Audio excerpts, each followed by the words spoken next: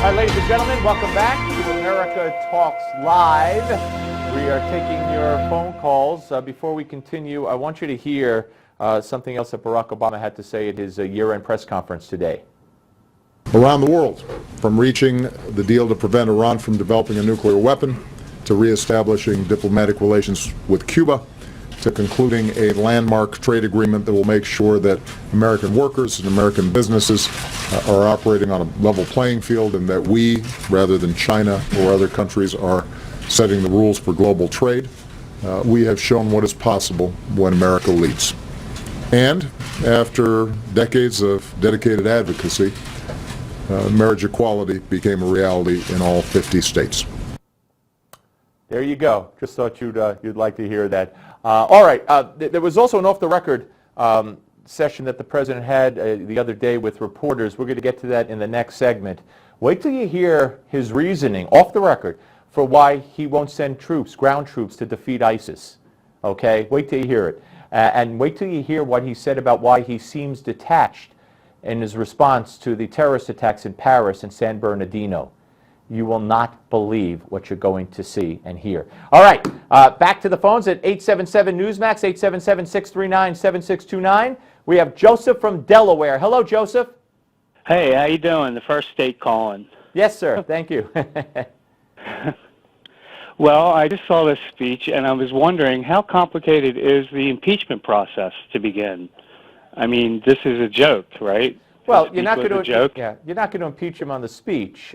This is a feckless Congress who wouldn't impeach Barack Obama no matter what he did.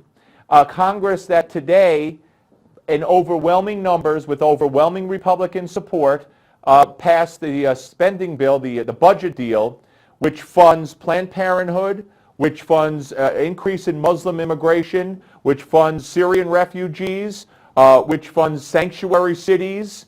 It's a disgrace. So that's your Republican Party, a party that constantly says Obama's breaking the law, Obama's scrapping the Constitution, which gives them then the constitutional duty to impeach, but they won't impeach. They will fight for fear of a government shutdown. They are feckless, and that's why you have Donald Trump.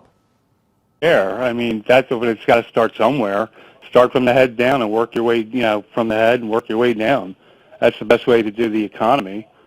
Yeah, well, Joseph, I would like to see every Republican who voted today. I don't even have the list in front of me, but it would be a majority in the House and a majority in the Senate of Republicans. I would like to see them thrown out of Congress. I really would, because to vote to approve that bill, and Ryan is the worst of them all. Thank you, though, for calling. Have a Merry Christmas. Bob from New Orleans is checking in next. Hello, Bob. Thanks for weighing in, sir. Hey, Steve. Yes, sir. I'm so glad that you guys are on. I just found you. Thank you very much. We're glad to be here, and we're glad you found us. And I'm getting very bored with Fox. At any rate, first thing is the premise that seems to be the mantra in Washington among the elites is that Hillary can't be beat. She just can't be beat. I think there's no way for her to be beat. And it just makes me madder than you know what. Then, as Richie Cunningham used to say on Happy Days, HE double toothpicks, right? Yeah, that's right. And, I don't think these people still get it, Steve.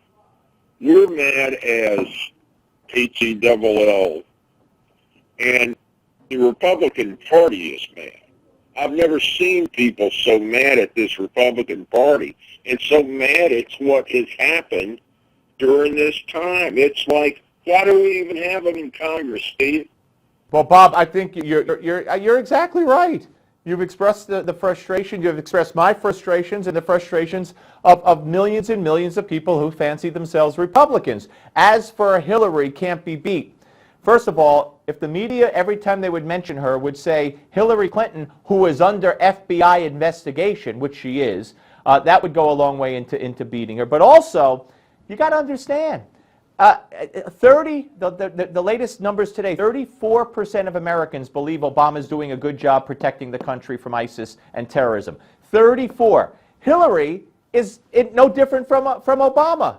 So she's going to run with the same Obama policies, and you have a great opportunity for a Republican to come in there and say, no, here's how I'm going to keep the country safe.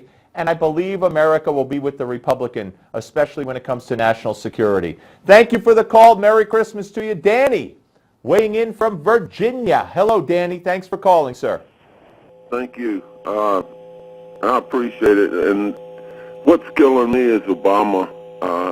I didn't vote for him. I would not vote for him because I read everything I could about him, and I know people like him.